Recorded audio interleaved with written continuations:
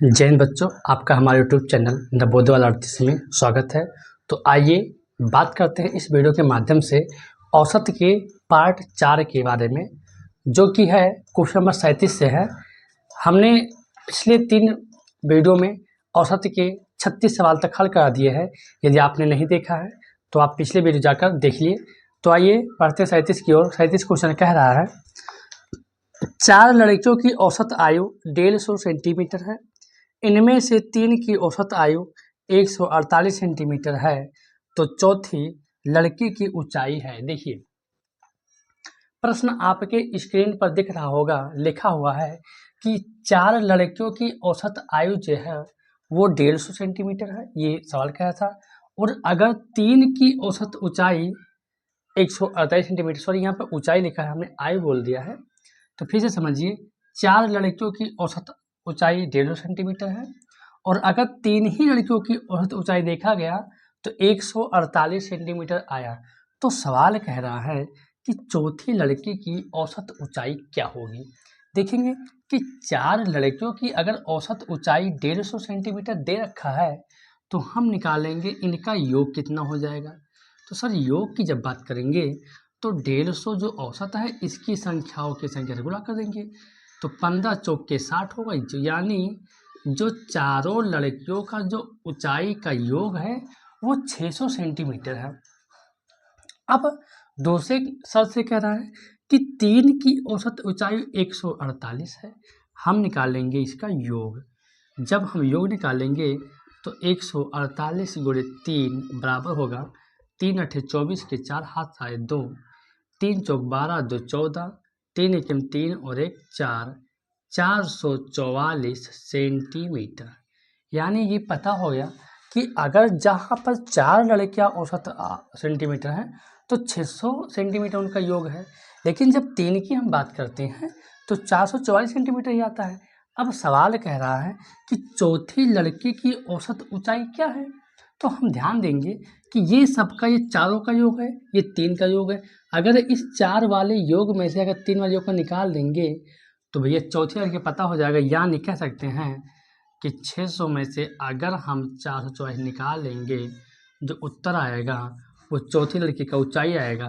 देखेंगे 10 में से 4 गया 6, 9 में से 4 गया 5, 5 में 4 गया 1, यानी 156 सेंटीमीटर उस चौथी लड़की का ऊंचाई है। आइए देखते हैं क्वेश्चन नंबर 38। 6 संख्याओं का औसत 20 है। यदि एक संख्या हटा दी जाए तो औसत 15 हो जाता है, तो हटाई गई संख्या ज्ञात कीजिए। मतलब हमसे कह रहा है कि 6 संख्या थी और 6 संख्याओं का औसत 20 था। अब इन्हीं 6 संख्या हमने एक संख्या को हटा दिया तो औसत 15 हो जाता है। तो जो संख्या हमने हटाया ना, वो संख्या है क्या। देखेंगे कि अगर 6 संख्याओं का औसत 20 दे रखा है तो हम निकाल लेंगे इसका योग कि 6 संख्याओं का योग क्या होगा। सर, 6 संख्याओं का योग जो होगा 20 गुणे 6 यानी 120 होगा। इतना तो समझ में आ गया। ये चौथा पार्ट चल रहा है, थोड़ा हम तेज कर देते हैं क्योंकि आपको पता है कि योग का फार्मूला होता है औसत गुणे संख्याओं की संख्या। अब जब एक संख्या हटाया गया तो बताइए संख्या कितनी बची होगी। सर, 14 बची होगी। संख्या 5 बची होगी। संख्या टोटल 6 थी, संख्या 5 बची। तो अगर जब संख्या 5 बची तो इन संख्याओं का योग निकालेंगे तो 15 गुणे 5 यानी 75 हो जाएगा।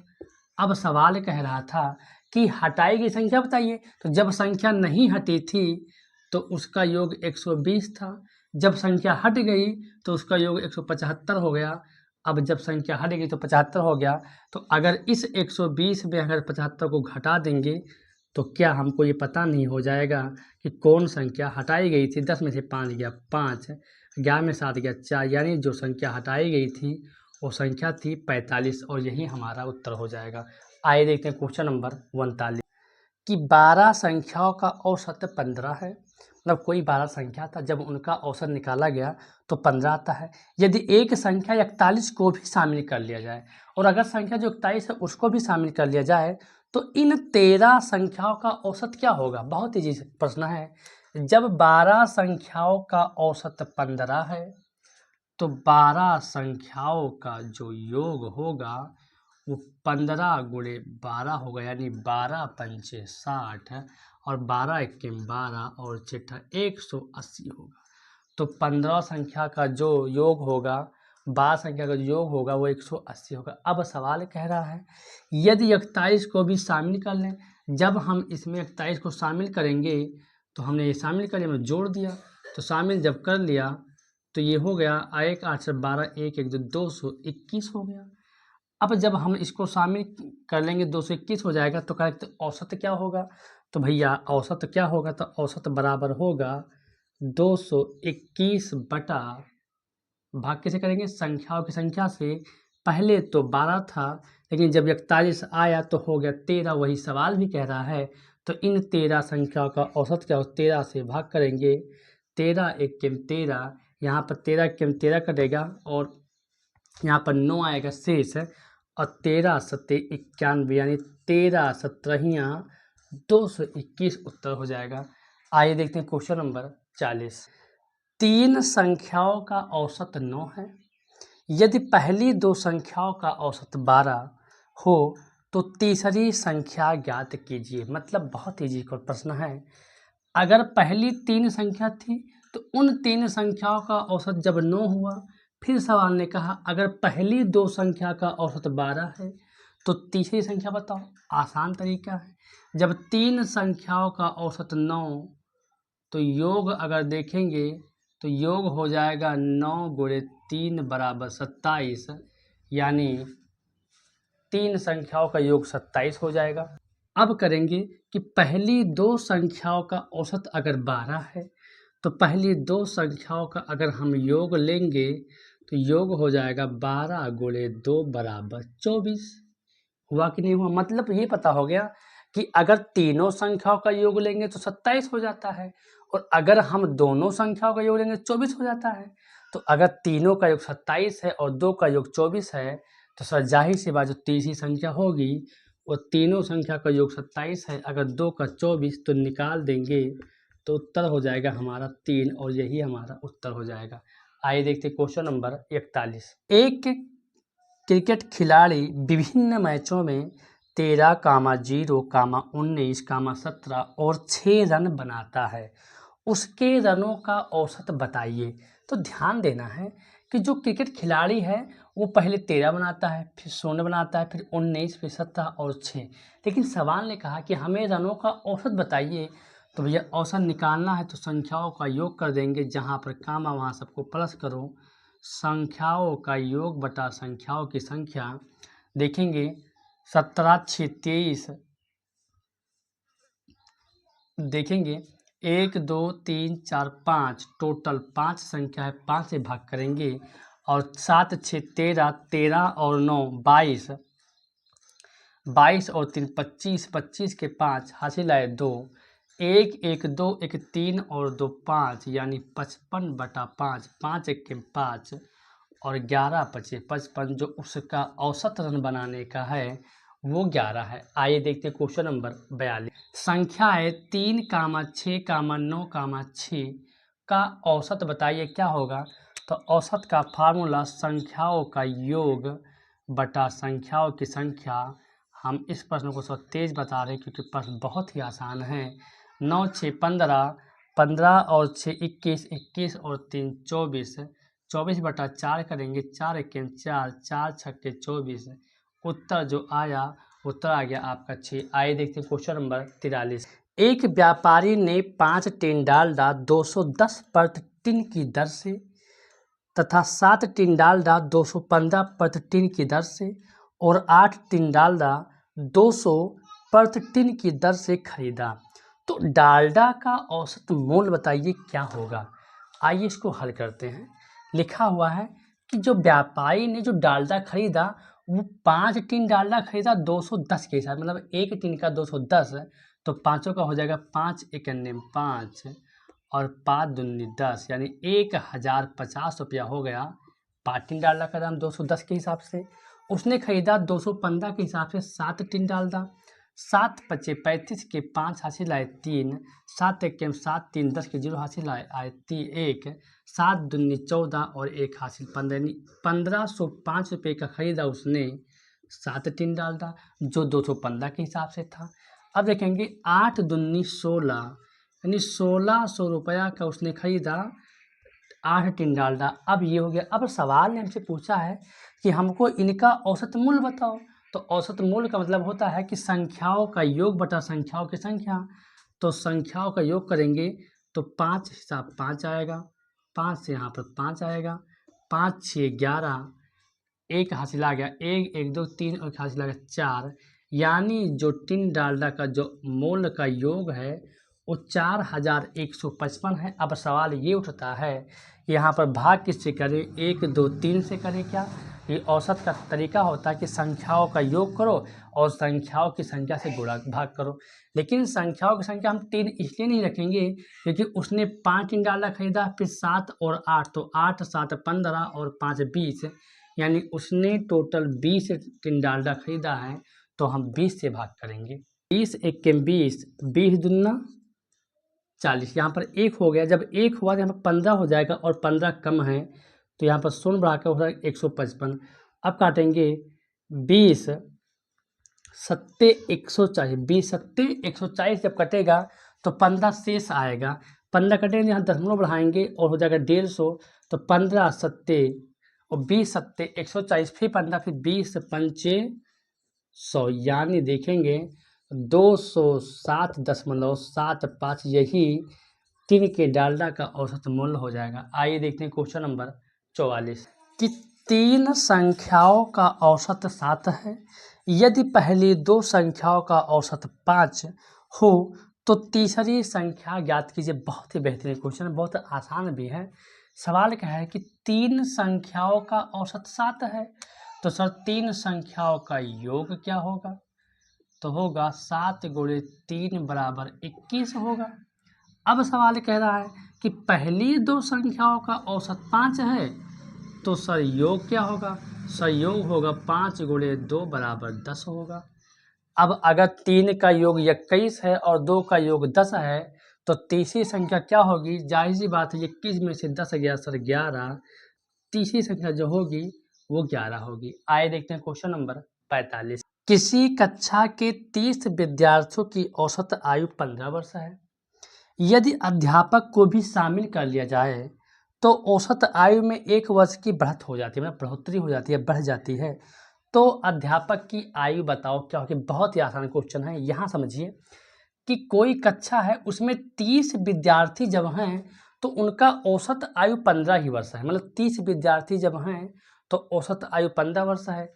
तो हम निकाल लेंगे कि 30 विद्यार्थियों का जो योग है आयु का कितना होगा? तो 15 गुणे 30 बराबर 45 साल ही 400 वर्ष होगा।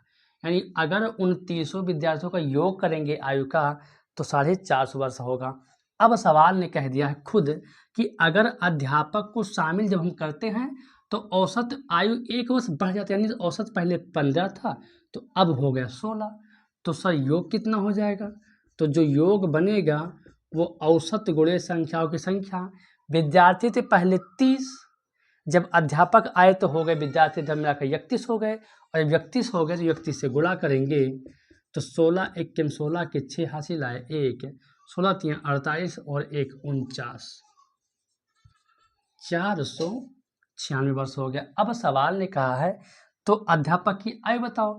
बताइए ये जो 450 कुल योग है ये केवल विद्यार्थी का योग है आयु का, लेकिन जो 496 इसमें अध्यापक का भी आयु शामिल है। तो अगर इस कुल में जिसमें अध्यापक का आयु शामिल है, अगर अध्यापक का आयु शामिल वाले में से अगर कल विद्यार्थियों का आयु निकाल लेंगे तो जो आएगा वही तो उत्तर होगा। 6 से 0 गया 6, 9 में से 5 गया 4, 4 4 कुछ भी यानी 46 वर्ष, यानी जो अध्यापक की आयु है वो 46 वर्ष है। आइए देखते हैं क्वेश्चन नंबर 46 कि प्रथम 5 विषम संख्याओं का औसत क्या होगा। हमसे पूछा कि प्रथम 5 संख्या लिखिए और वो संख्या विषम लिखिए और उनका औसत बताओ। तो सबसे पहले विषम संख्या 1 है, फिर 3 है, फिर 5 है, फिर 6 है और फिर 5 है, फिर 7 है और फिर अब देखेंगे कि इन सबको करना क्या है, हमको जोड़ना है और फिर भाग कर देना है। लेकिन फिर एक मन में अपने ख्याल आता है कि कहीं ना कहीं ये क्रम से लिखी होंगी, 1 2 3, 3 2 5, 5 2 7, 7 2 9। और जब संख्याएं क्रम से लिखी हों और हमें उनका औसत निकालना हो तो हम पकड़ते हैं पहली संख्या को और फिर सीधे अंतिम संख्या को और दोनों को जोड़कर और 2 से भाग कर देते हैं। तो 9 1 10, 10/2, 2 एकम 2, 2 पंचे 10, यानी जो उत्तर हमारा होगा वो 5 हो। याद रखना ये नियम केवल तभी फॉलो करेगा जब संख्याएं क्रम से हों, उनके बीच का अंतर समान हो। 47 कह रहा है, एक स्थान पर एक सप्ताह में सोमवार, मंगलवार, बुधवार तथा बृहस्पतिवार के तापमान का औसत 35.5 डिग्री सेल्सियस था तथा बृहस्पतिवार, शुक्रवार, शनिवार तथा रविवार के तापमान का औसत 40 डिग्री सेल्सियस था। यदि उस पूरे सप्ताह के औसत ताप का मान 38 डिग्री सेल्सियस रहा हो तो बृहस्पतिवार के ताप का मान ज्ञात कीजिए। क्वेश्चन तो लंबा लिखा लेकिन है उतना कठिन नहीं। अब देखेंगे कि सवाल ने कहा है कि सोमवार, मंगलवार, बुधवार और बृहस्पतिवार का जो औसत तापमान था 35.5 डिग्री सेल्सियस था। हम निकालेंगे इनका योग। जब इनका हम योग निकालेंगे तो 35.5 डिग्री सेल्सियस का गुणा हमें करना पड़ेगा। सोमवार 1, मंगल 2, बुध 3, बृहस्पति 4 दिन। ये 4 निकल 4 से गुणा कर देंगे। 4 पंचे 20 के 0 हासिल आए 2, 4 पंचे 20, 2 22 के 2 हासिल आए 2, 4 3 12 और 2 14, यानी 1 1 10 यानी आ जाएगा 142 डिग्री सेल्सियस तापमान 4 दिन में था। अब देखेंगे कि वही तापमान बृहस्पतिवार, शुक्रवार, शनिवार, रविवार का औसत तो हम निकाल लेंगे, इसका भी योग निकाल लेंगे। तो योग का होता है 40 डिग्री सेल्सियस गुणे कितने दिन हुआ, 1 2 3 4 दिन हुआ। तो जब 4 से गुणा करेंगे तो 4 चौक के 16, 160 डिग्री हो जाएगा। अब सवाल ने खुद कह दिया कि अगर पूरे सप्ताह का तापमान 38 डिग्री सेल्सियस हो तो सर योग कितना हो जाएगा। तो योग की बात करेंगे तो 38 गुणे 7 कर देंगे। 7 8 56 के 6 हासिल आए 5, 7 1 21, 21 और 5 26, यानी 266 डिग्री सेल्सियस पूरे सप्ताह का तापमान है। कि इन दोनों ये जो 4 दिन का ये है और 4 दिन का ये 8 दिन टोटल हो गए। इन दोनों को हम जोड़ लेंगे और दोनों को जोड़ने के बाद करेंगे क्या, जोड़ेंगे तो 2 0 2 हो जाएगा और 6 4 10 के 0 हासिल आए 1 1 1 2 1 हासिल 3, 302 डिग्री सेल्सियस हो जाएगा। ये इस जो दिन है इसमें 8 दिन है। हमसे पूछा है बृहस्पतिवार का तापमान बताओ, तो बृहस्पतिवार इसमें भी शामिल है और इसमें भी शामिल है। अगर हम सातों सप्ताह को घटा देंगे तो पता हो जाए कितना बृहस्पतिवार को था। तो घटाएंगे 266 डिग्री सेल्सियस। जब घटाएंगे तो 2 में से 12 में 6 गया 6 हो जाएगा, यहाँ बचा 9, 9 में 6 गया यहाँ पर 3 हो जाएगा, यहाँ बचा 2, 2 से 2 यानी 36 डिग्री सेल्सियस बृहस्पतिवार का तापमान था। क्वेश्चन 48 कह रहा है कि 6 संख्याओं का औसत 8 है, एक संख्या और जोड़ देने पर उनका औसत 10 हो जाता है, अतः 7वीं संख्या ज्ञात कीजिए। तो हम देखेंगे सवाल कह रहा था कि 6 संख्याओं का औसत 8 है, एक संख्या जोड़ने पर नया औसत 10 हो जाता है। मतलब जब 6 संख्या थी तो उसका औसत 8 था। हम निकालेंगे योग क्या होता है।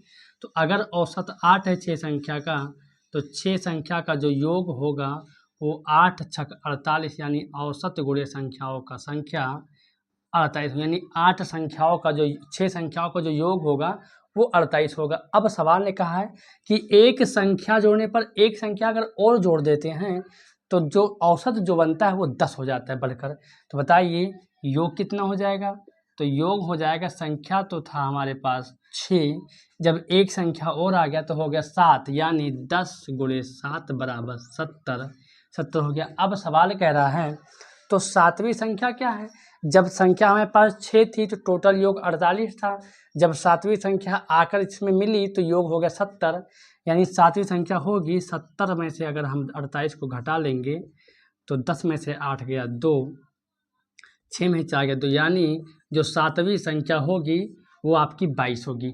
आइए देखते हैं क्वेश्चन नंबर 49 कि 15, 10, 13, 14, कामा 5 कामा 78 कामा 66 कामा 23 का औसत बताइए क्या होगा। तो बहुत ही इजी सवाल है। औसत मतलब होता है कि संख्याओं को जोड़ दो और संख्याओं की संख्या से भाग कर दो। तो अगर हम इसको जोड़ेंगे तो जितने कामा वो सब प्लस हो जाएगा। बात समझ में आ रही है आपको? जितने कामा वो सब प्लस हो जाएगा और इनकी संख्या को हम गिनेंगे टोटल जो संख्या इसकी वो टोटल संख्या 8 है। 1 2 3 4 5 6 7 8 टोटल संख्या 8 है। अब इन सबको हम जोड़ लेंगे और 8 से भाग कर देंगे, हमारा औसत आ जाएगा। जोड़ेंगे 6 3 9 8 17 17 और 5 22 22 4 26 26 और 3 29 29 और 5 34 34 के 4 हासिल है 3 6 2 8 7 15 15 और 1 16 16 1 17 17 1 18 18 1 19 19 और 3 22 224 जोड़ने पर आ रहा है। अब इसको हम 8 से भाग करेंगे तो आसानी से कट जाएगा। 8 के 8 8 दूनी 16 8 दूनी 16 हो जाएगा। यहाँ पर 6 बचा और 8 अठाए 64 यानी जो उत्तर होगा वो हमारा 28 होगा। आइए देखते हैं क्वेश्चन नंबर 50। 10 संख्याओं का औसत 13.7 है। पहली 5 संख्याओं का औसत 12.4 है तथा अंत की 6 संख्याओं का औसत 14.5 है। पांचवी संख्या का मान ज्ञात कीजिए। आइए बहुत इसको आसान तरीके लगाते हैं। सवाल कह रहा है कि 10 संख्या जो थी, इस 10 संख्याओं का औसत 13.7 मतलब टोटल जो संख्या थी वो 10 है। इस 10 संख्याओं का औसत 13.7 है। हम निकालेंगे कि इन 10 संख्याओं का योग क्या होगा। तो योग की बात करेंगे तो 13.7 को 10 से गुणा कर देंगे, यही प्रावधान है योग निकालने का। तो हो जाएगा 137, यहाँ पर एक शून्य हो जाएगा। अगर एक अंक के बाद दशमलव हो तो यहाँ पर एक दशमलव लगा, यानी शुद्ध मान जो आएगा वो 137 आएगा। इतना आप लोग याद रखिएगा।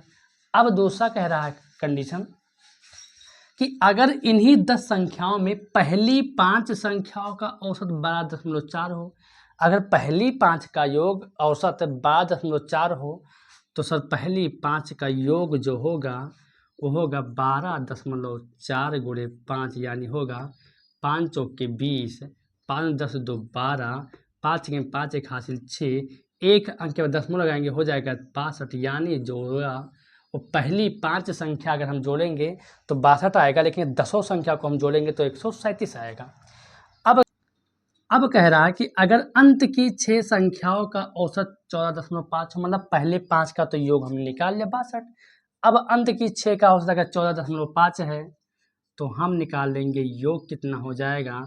तो 14.5 गुणे 6 कर देंगे। 6 पंचे 30 के शून्य हासिल आए 3 6 चौक 24 3 27 के 7 हासिल आए 2 6 के 6 और 2 8 यानी 87 यानी 87 होगा। यानी ये कह सकते हैं कि पहली 5 का योग तो 62 है। अगर पहली 5 संख्या को आप जोड़ोगे तो 62 ही आएगा, लेकिन अगर अंतिम 6 संख्या को आप जोड़ोगे तो कितना आएगा 87 आएगा। ध्यान देना संख्या टोटल 10 हैं, पहली 5 और ये अंतिम 6 6 5 11 संख्या हमारे पास हो गई। यानी एक संख्या हमने लिया है 2 बार, यानी 5वीं संख्या। जो 5वीं संख्या हमने कितनी बार लिया 2 बार। जब इस बार अगले इधर से लेंगे तब भी 5 संख्या लिया होगा, इधर से अंत का 6 लिया होगा तब भी लिया होगा। तो कह रहा है कि 5वीं संख्या बताओ। तो हम ये कर लेंगे कि 5वीं और 6वीं का योग जो कितना आ रहा है। तो 7 और 2 9 8 6 14 यानी टोटल जो योग आ रहा है वो 149 आ रहा है। और 10 संख्याओं का योग टोटल 137 है। अगर घटा लेंगे तो उत्तर आ जाएगा। 9 में 7 गया 2, 4 में 3 गया 1 और 1 से गया कुछ नहीं 12, यानी जो 5वीं संख्या हमारी है वो 12 है। आइए देखते हैं क्वेश्चन नंबर 51। 10 दिशावरी भैंसों का औसत मूल्य 950 है और 5 मुर्रा भैंसों का औसत मूल्य 821 है। सभी भैंसों का औसत मूल्य ज्ञात कीजिए। यानी हमसे कह रहा है कि 10 और 5 15 टोटल 15 भैंसें हैं। 10 जो दिशावरी भैंसें इनका औसत मूल्य 950 है और 5 मुर्रा भैंसों का औसत मूल्य 821 है। तो बताइए इन दोनों का औसत मूल्य कितना होगा। बहुत ईजी कॉन्सेप्ट है। अगर 10 दिशावरी भैंसों का औसत मूल्य 950 है तो सर जो योग होगा 950 गुणे 10 बराबर 9500, यानी 9500 रुपया होगा 10 देसावरी भैंसों का मूल्य। अगर 5 मुर्रा भैंसों का औसत मूल्य 821 है तो सर इनका जो योग होगा रुपयों का वो 821 गुणे 5, यानी 5 एकम 5, 5 दूनी 10, 40 और 1 41, 4105 होगा। अब सवाल ने कहा है कि हमें सभी भैंसों का औसत मूल्य बताइए, तो सभी भैंसों का निकालना तो हम दोनों का योग कर देंगे, तो 9500 प्लस 4105 और बटा हम भाग करेंगे। उनकी संख्या कितनी संख्या है, 10 दिशावरी हैं और 5 मुर्रा, टोटल जो हुए वो 15 भैंसे हुए।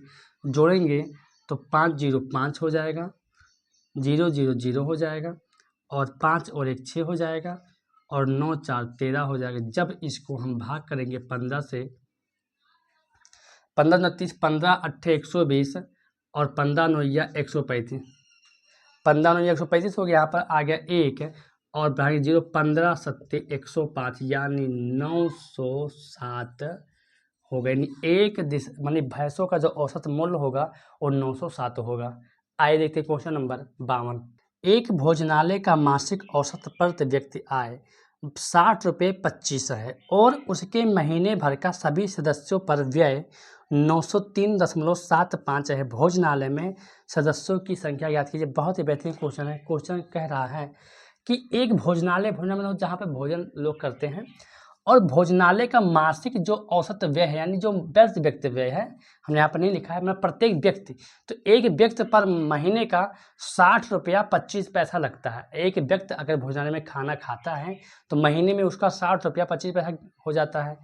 और अगर एक महीने भर का व्यय जो टोटल हुआ वो 903.75 हुआ, तो बताइए उस भोजनालय में कितने आदमी हैं। तो अगर व्यय टोटल हुआ है 903.75, ये टोटल व्यय एक महीने का है। तो कह रहा है कि आदमी कितने होंगे, तो एक आदमी कितना करता है खपत, 60.25 करता है। आराम से काट दीजिए, दशमलव से दशमलव हट जाएगा, यहाँ पर शुद्ध मान हो जाएगा 90,375 और 6,025, ये हो जाएगा। अब इसका केवल भाग कर दिए, उत्तर भाग हम यहाँ पर दिखा देते हैं आपको। 6,025 का अगर हम भाग करेंगे 90,375 में, तो काटेंगे तो ये काटेंगे 6,000 दूनी 12 और 6,000 इक्कीस 6,025 हो जाएगा। और 7 में 5 गया 2, 3 में 2 गया 1, यहाँ बचा 0, 9 में 6 गया 3 हो जाएगा। यहाँ पर उतार लेंगे 5। अब ये काटेंगे तो अंत में 5 तो 5 तो 55 कटेगा, 55 25 के 5 5 दूनी 10 2 12, 5 0 हासिल है 1, 5 छक्के 30, यानी यूं ही आराम से कट गया 15। यानी जो इन का जो औसत और प्रति व्यक्ति, उसमें टोटल जो व्यक्ति की संख्या है वो 15 है। टोटल 15 व्यक्ति, उसमें गर्मी बहुत है, फिर हम वीडियो को बना रहे हैं। आइए देखते हैं क्वेश्चन नंबर 53। स्कूल में उमेश की 11 महीनों की कुल उपस्थिति 396 मीटिंग है। उसकी प्रति मास की औसत उपस्थिति ज्ञात कीजिए। सवाल बहुत ईजी है। लिखा हुआ कि एक उमेश नाम का लड़का है जो 11 महीनों में टोटल उसने 396 दिन आया है। 11 महीने में वो टोटल 396 दिन ही आया है। तो बताओ कि उसकी प्रति महीने की औसत उपस्थिति क्या, वो महीने में कितनी उपस्थिति दिखाता है औसत का। देखेंगे औसत का फार्मूला होता है संख्याओं का योग। संख्या का योग हमने को दे ही रखा 396 दिन, और होता है हमको मासिक निकालना है कि कितने महीने का उपस्थिति है। तो एक कितने महीने का, 11 महीने, 11 से हम भाग कर देंगे। 11 इक्कीस 11, 11 3 33, 6 हो गया, 11 छक्का 66, यानी जो उत्तर होगा उस, यानी उसका एक महीने का जो औसत उपस्थिति है वो 36 है। आइए देखते हैं क्वेश्चन नंबर 54। एक कक्षा के 9 लड़कों का औसत भार 42 किलोग्राम है। उस कक्षा में एक और लड़का आ जाने से मध्यमान भार 42.5 किलोग्राम हो जाता है। तो नए लड़के का भार ज्ञात कीजिए। सवाल बहुत ईजी है। सवाल को समझिए एक बार। कह रहा है कि विद्यालय में टोटल 9 लड़कों का भार देखा गया, औसत भार। तो जब 9 लड़कों का औसत भार देखा गया तो 42 किलोग्राम वहाँ पर प्राप्त होता है। और अगर उसी कक्षा में एक लड़का और आ गया, यहाँ ध्यान कि एक लड़का जब और आ गया, तो बताइए थे कितने, 9, हो कितने के 10, और जब 10 लड़के हो गए तो उनका मध्यमान, मध्यमान कहिए चाहे औसत कहिए चाहे मध्यिका कहिए, उनका मध्यमान यानी औसत कह सकते हैं। यहाँ हम औसत को लिख देते हैं, मध्यमान को औसत ही कहते हैं। तो उनका जो मध्यमान यानी जो औसत है वो 42.5 किलोग्राम हो गया जब लड़का आया तब। तो बताइए कि लड़का जो आया नया उसका भार कितना है। तो पहले हम यही निकालेंगे कि 9 लड़कों का टोटल भार कितना है। तो 9 लड़कों का जो योग होगा वो है 42 किलोग्राम, तो था ही 42 × 9 हो जाएगा 9 दूनी 18, 9 चौक 36, 81 37 यानी 378 किलोग्राम टोटल 9 लड़कों का भार यहाँ पर है। अब सवाल क्या कि जब एक लड़का और आ गया तो लड़के कितने हो गए 10, यानी 10 लड़के टोटल हो गए। अब इन 10 लड़कों का जो औसत कह रहा है वो 42.5 कह रहा है। तो सर योग कितना हो जाएगा, 42.5 × 10 करेंगे तो हो जाएगा 425, 4250 हो जाएगा। एक अंक के बाद दशमलव लगाएंगे यानी जो शुद्ध मान हो जाएगा वो 425 किलोग्राम हो जाएगा। अब बताइए जब लड़का नहीं आया था तो टोटल 378 किलोग्राम था, जब लड़का उसमें आ गया तो 425 किलोग्राम बढ़ गया, हो गया टोटल। तो नया लड़का जो आया तभी तो बढ़ा ना। तो इस बढ़े में निकालेंगे इन 9 लड़कों का योग किलोग्राम निकालेंगे, जो बचेगा नए लड़के का बचेगा 15 में से 8 गया 7, यहाँ बचा 11, 11 में 7 गया 4, यहाँ 3 यानी 47 किलोग्राम जो भार बढ़ा है वो नए लड़के का ही भार है। आशा करते हैं कि आप सबको पार्ट 3 भी अच्छे समझ में आया होगा।